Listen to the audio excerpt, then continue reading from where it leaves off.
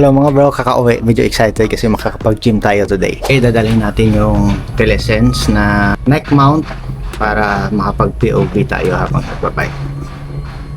Natin dito sa bag natin is ang battery at cellphone.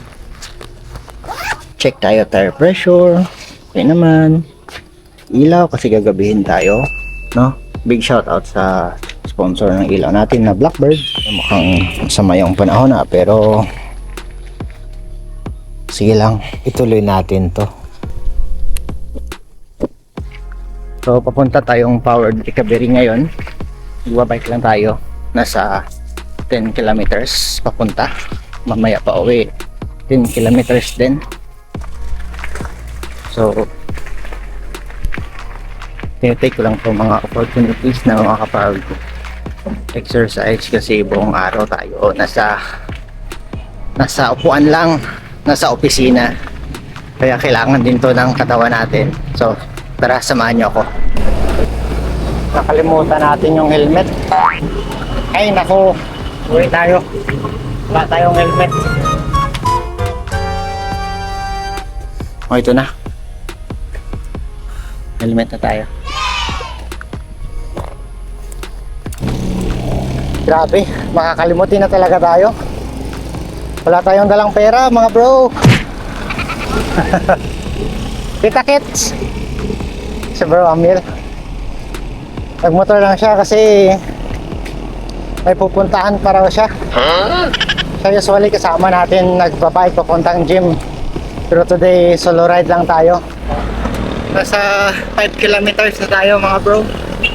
Minsan naisip ko kung kailangan ko pa mag-warm up pagdating sa gym kasi nga nag-trike na ako papunta doon. Medyo may nararamdaman na rin pagod yung legs natin, pero syempre tignan natin mamaya. Ito na nga pala yung arko ng Kalibo Banga. We are leaving Kalibo na. So sa Banga na tayo. Outfit check muna tayo mga bro. Yung suot nating damit ay Nike na item. Yung shirt natin ay Nike na may sleeves na parang brief. At yung sapatos natin na pang mountain bike ay DC na capsule. So naka pang mountain bike tayo na sapatos muna. Mamaya pagdating sa gym ay magpapalit din tayo ng pang gym na sapatos. Yung bike pala natin ay Dartmoor Blackbird. Yan mga bro ay enduro mountain bike, pero ang gamit natin dyan ay all around. Dalawa lang kasi yung bike natin ngayon at puro naman full suspension. Kahit may kabigatan ito, gusto ko lang kasi talagang gamitin yung bike ko kahit tatambay lang dyan sa park kasi may personal band yan sa atin. Anong oras na kaya? Mukhang malilate na tayo ah. 5:21 na. Ang traffic.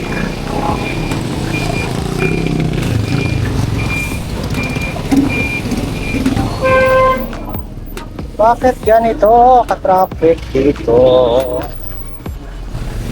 Kaya pala may traffic enforcer.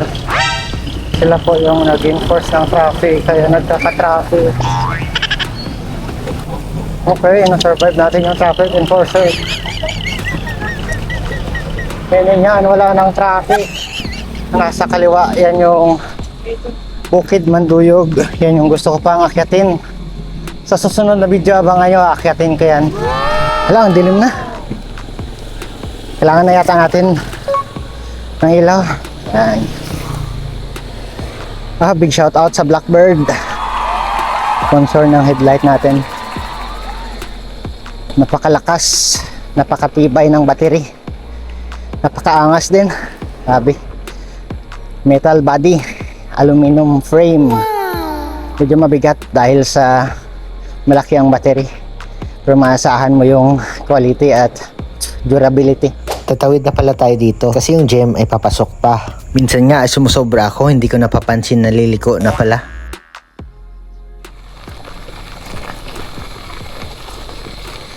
Dito na tayo. Hindi pa sila nagsisimula. Buti naman.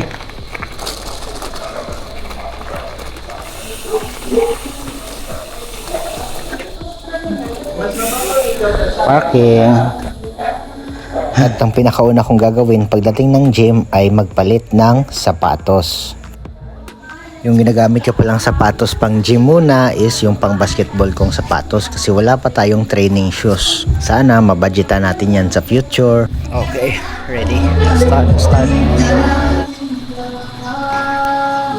Dito sa Powered Recovery ay merong 3 sets ng exercises. Ang ginagawa natin ngayon ay warm up at binubuo ito ng 3 or more exercises. Ang kasunod na set ay strength training at ang pangatlong set ay metcon. Mamaya ay explain ko yan sa inyo isa-isa. Ngayon, samahan niyo muna ako mag-warm up. Yung warm up natin ay air squat, itong high knees, at pike walk. At kitang-kita nyo naman kung gaano ka-intense ang warm up pa lang. Medyo hindi ko talaga binibilisan kasi ayaw kong magulat yung katawan ko. Baka mamaya ay hindi ko matapos hanggang sa pangatlong set. At magsa-start na tayo ng pike walk. First time ko itong gagawin kaya hindi ko pa talaga alam ang proper form. At dito nga ay nag-cramps yung likod natin. Grabe, hindi yan biro, no? Pero buti na lang andyan si coach na maalalay. Kaya dahan-dahan ay natapos ko naman yung warm up. Bale, 3 rounds yung warm up, ulitin mo lang yung 3 exercises. Sakit ng gilid ko. Warm up pa lang. Strength training nga tayo. Squat, back squat. Alright. Para sa strength training ay back squat. Ito yung squat na may barbell na nakapatong sa likod. At masasabi ko talagang intense talaga yung leg training natin for today. Nag-bike na tayo papuntang gym. Sa warm up natin merong air squat. Ang strength natin ngayon, back squat. Mamaya naman sa metcon, merong thruster na meron ding kasamang squat. Medyo light lang yung plates natin dito, 35 pounds each. Kasi yung bar mismo ay 45 pounds na. Ngayong tapos na tayo ng strength training. Kunting pahinga muna, enjoy ng music. Kakatapos lang ng strength. Hindi ko na maramdaman yung legs ko. Grabe, sunog yung legs natin. Puro squat. Tapos nag-bike pa tayo papunta dito. Mamaya magpa-bike pa tayo pa uwi.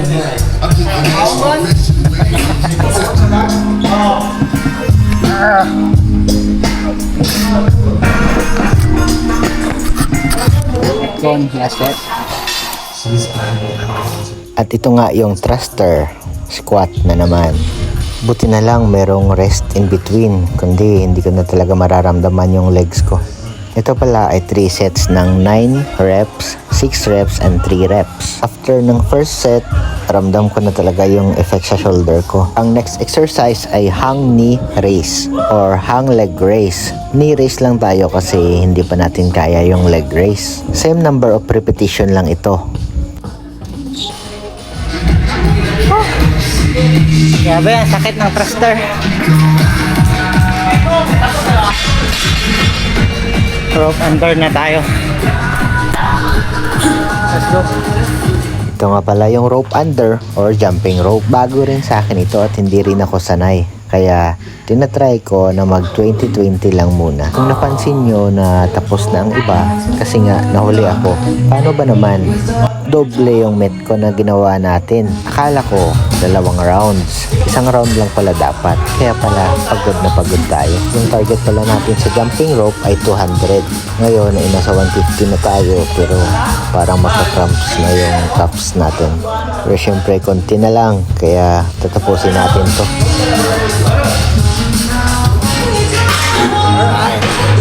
Sabi, ito yung tuyo. Ito yung tuyo na ako. Ligpit na tayo. Self-service nga pala yung plates dito. Ikaw yung kukuha, ikaw rin yung magliligpit. Ano, tawa nito? Okay, update muna sa asawa. Pauwi na tayo. Pauwi na ako. I love you.